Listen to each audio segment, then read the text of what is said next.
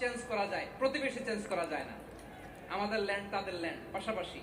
আমরা চাই তারাও সুখে থাক, আমরাও সুখে থাকি, ঠিক কিনা? কিন্তু প্রতিবেশী হলে বন্ধুত্বপূর্ণ আচরণ করতে হয়।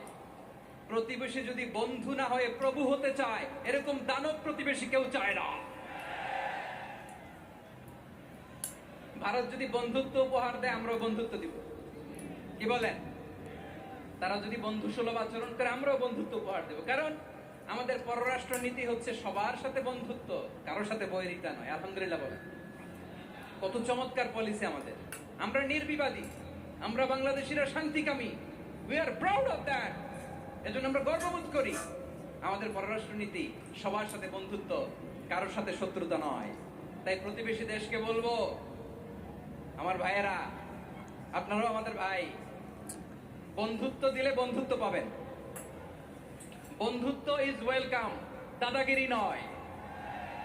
বন্ধুত্ব ওয়েলকাম, দাদাগিরি নয়। Loud and clear. ভারত যদি বন্ধুত্ব দেখায়, বন্ধুত্ব পাবে। কিন্তু ভারত যদি বাংলাদেশে আধিপত্যবাদ বিস্তার করতে চায়, বাংলাদেশের 18 কোটি জনগণ সেটা রুখে দেবে। ভারত যদি গৌর গোবিন্দের ভূমিকায় নামতে চায়, দেশের 18 কোটি মুসলমান শাহজালালের ভূমিকায় নামবে।